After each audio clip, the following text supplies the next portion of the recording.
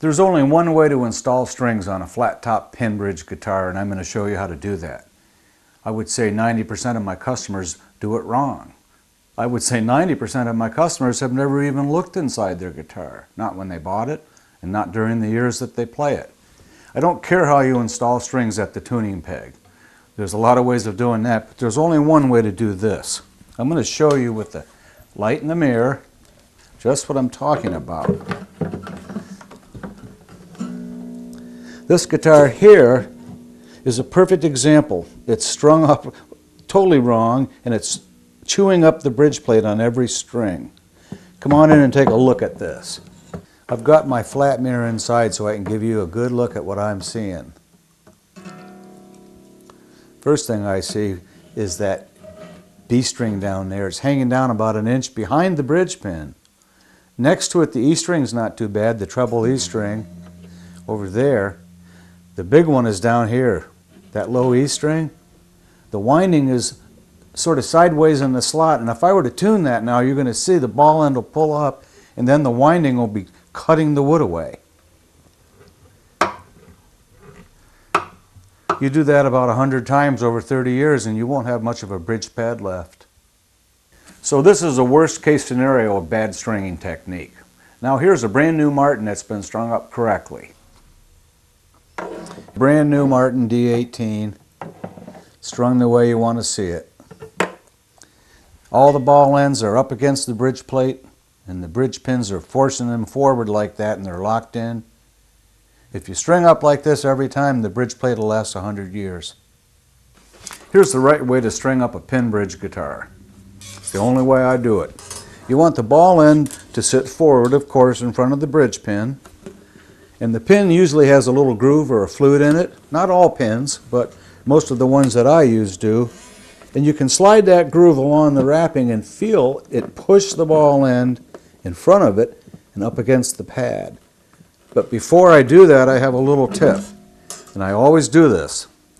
I pre-bend the string so the ball end wants to sit up against the pad, about that much.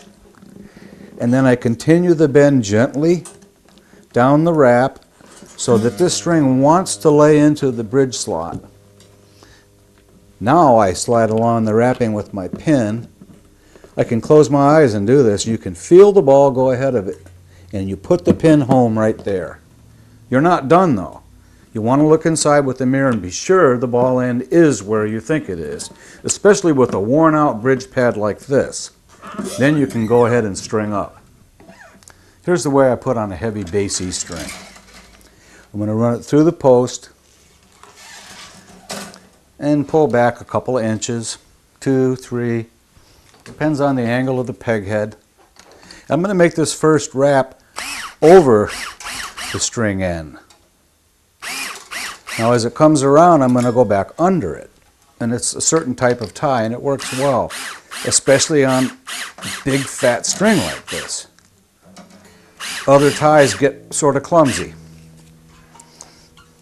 Get this out of the way. I'm going to put the A string on a little differently. It's skinnier, I can do a different locking tie. For this one, I'm going to run the string through the post like I did before.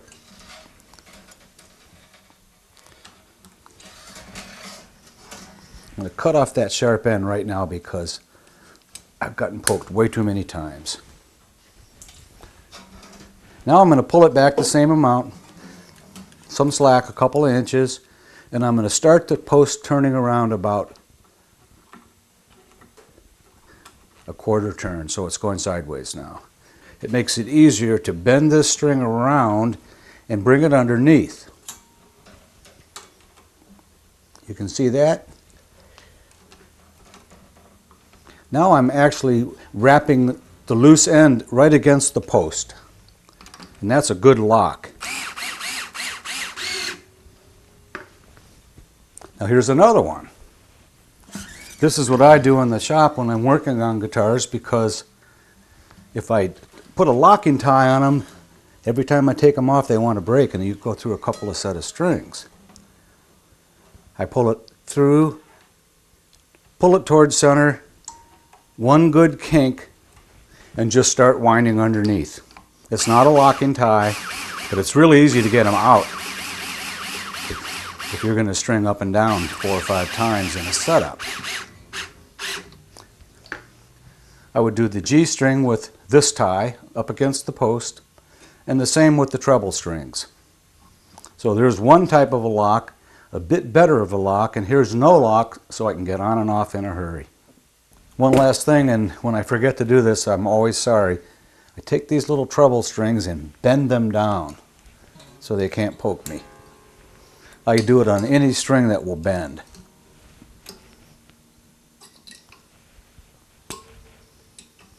The A gets kind of tough, and this guy, otherwise you're going to have bloody fingers. You can trust me on that.